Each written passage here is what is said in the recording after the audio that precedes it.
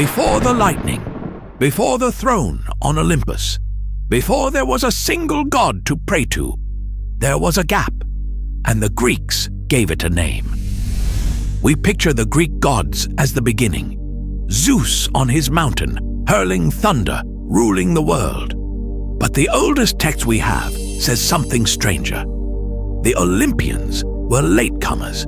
Something came before them, and not one thing, but a whole generation of powers older than any god you can name. So here is the real question. What existed before the gods?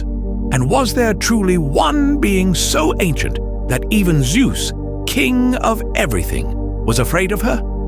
Stay with me, because the answer is hiding in a poem written nearly 3,000 years ago. Our oldest source is a Greek poet named Hesiod, writing around 700 BCE in a poem called the Theogony, literally the birth of the gods. And Hesiod is blunt about what came first. He writes, "First of all, chaos came to be." Now forget the modern word. To Hesiod, chaos didn't mean disorder. The Greek word means a gap, a chasm, a yawning emptiness. The very first thing in existence was not a god, not light, not matter. It was a void where everything else would later appear. That is the gap you've been staring at. The beginning isn't a creator, it's an opening. Then, Hesiod says, came three more. Gaia, the wide earth, the firm foundation of all things. Tartarus, the gloomy pit deep beneath the ground, so deep that a bronze anvil would fall for 9 days to reach it. And Eros, desire itself, the force that would drive everything to join and create. Notice what these are. Not personalities with thrones and grudges. They are the raw architecture of reality. Emptiness, ground, depth, and the urge to make more. The Greeks didn't begin with a king. They began with the bones of the universe. And then, out of the gap itself, out of chaos, two children were born. Erebus, the deep darkness, and Nyx, night. Say her name and feel how old it is. Nyx is not the daughter of a god. She has no father at all in Hesiod. She comes directly from the first emptiness, second generation existence, while the Olympians are still countless births away. From Nyx and Erebus came the bright air and the day. Think about that order. Night does not come from light. In the Greek beginning, light is born from the darkness, not the other way around. So here is where it gets unsettling. We are now generations deep, chaos, then Gaia, then Nyx, and Zeus has not even been imagined yet.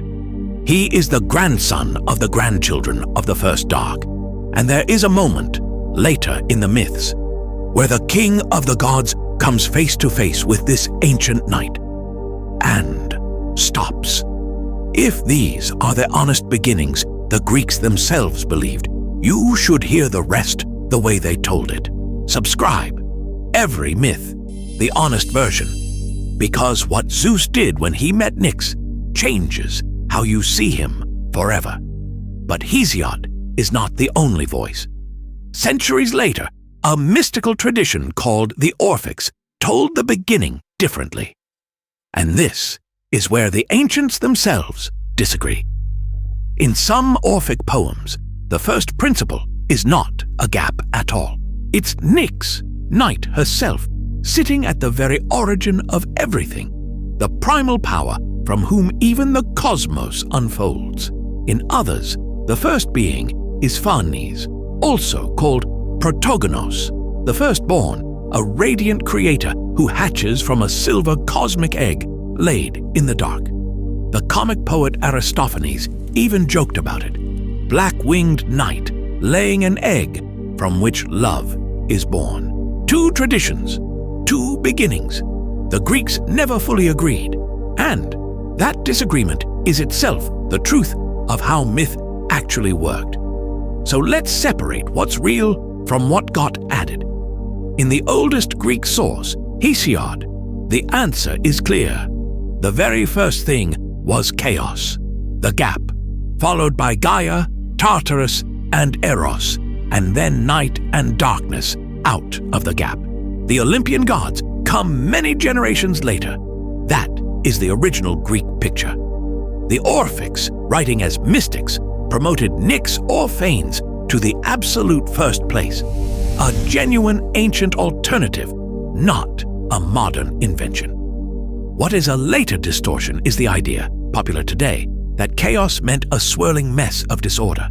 That meaning comes mostly from the Roman poet Ovid, centuries afterward, who recast chaos as a chaotic jumble of elements.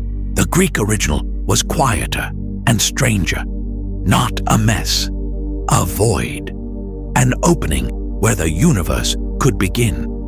And maybe that's the most human thing the Greeks ever wrote. They did not begin their universe with a perfect, all-powerful Father in the sky. They began it with an emptiness and with the desire, Eros, that pulls things together out of nothing. Power in their story is not the oldest thing. The oldest things are space to exist, the ground beneath you, and the night that came before any light. The gods had to be born into a world that was already old, because there was one being so old, born straight from that first darkness, that the king of the gods himself would not raise a hand against her.